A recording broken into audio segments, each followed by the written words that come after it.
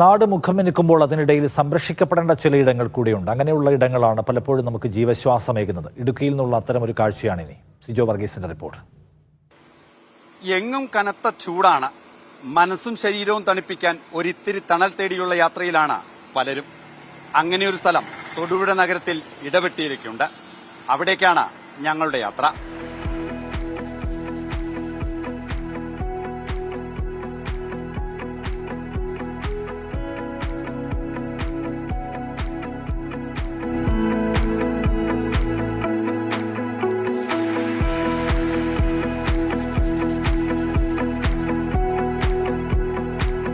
തൊടുപുഴയിൽ നിന്ന് 4 കിലോമീറ്റർ ദൂരമേയുള്ളൂ ഇടവെട്ടി നഗരവനത്തിലേക്ക്. ഇടതൂർന്നു വളരുന്ന വൻമരങ്ങളും അപൂർവീനം പക്ഷികളും ഔഷധ സസ്യങ്ങളും കൊണ്ട് സമ്പന്നമായ ഇടം. 30 ഏക്കറിൽ പരന്നു കിടക്കുന്ന വനത്തിലെ കാഴ്ചകൾ ആരുടെയും മനം കുളിർപ്പിക്കും.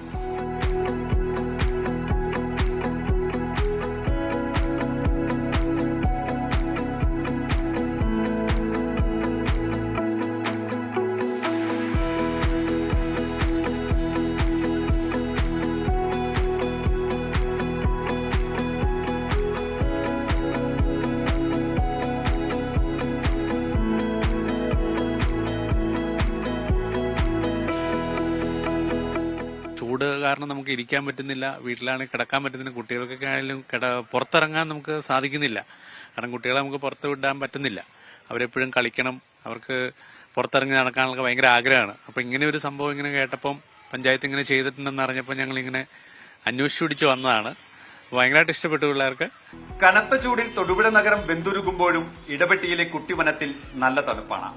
തൊട്ടടുത്ത MBIP കനാലാണ് പ്രധാന ആകർഷണം.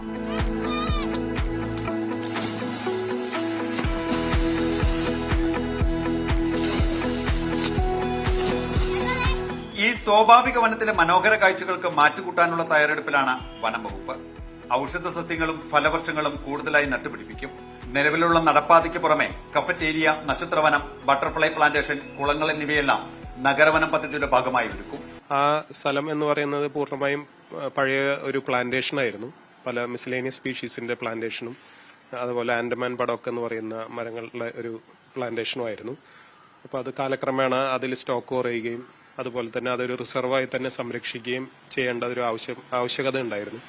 അപ്പൊ അതുകൊണ്ട് നമുക്കത് ജനങ്ങൾക്കായി അത് ഒരു നല്ലൊരു ഓപ്പർച്യൂണിറ്റി, ഫോറസ്റ്റ് ആയിട്ടുള്ള ഒരു ബയോഡൈവേഴ്സിറ്റി എല്ലാം അതിൽ കൊണ്ടുവരാൻ വേണ്ടിയിട്ടാണ് നമ്മൾ ഈ പരിപാടി ഉദ്ദേശിച്ചിട്ടുള്ളത്. വികസന പ്രവർത്തനങ്ങൾ പൂർത്തിയാകുന്ന മുറയ്ക്ക് നഗരവനത്തിൽ പൊതുജനങ്ങൾക്ക് പ്രവേശനം അനുവദിക്കും. കാലാവസ്ഥാ വ്യതിയാനത്തിന്റെ കാരണങ്ങൾ തേടുമ്പോഴാണ് ഇത്തരം സ്വാഭാവിക വനങ്ങളുടെ പ്രസക്തി വർദ്ധിക്കുന്നത്. ഇടുക്കി ഇടവെട്ടിയിൽ നിന്ന് സിജോ വർഗീസ്, മീഡിയ 1.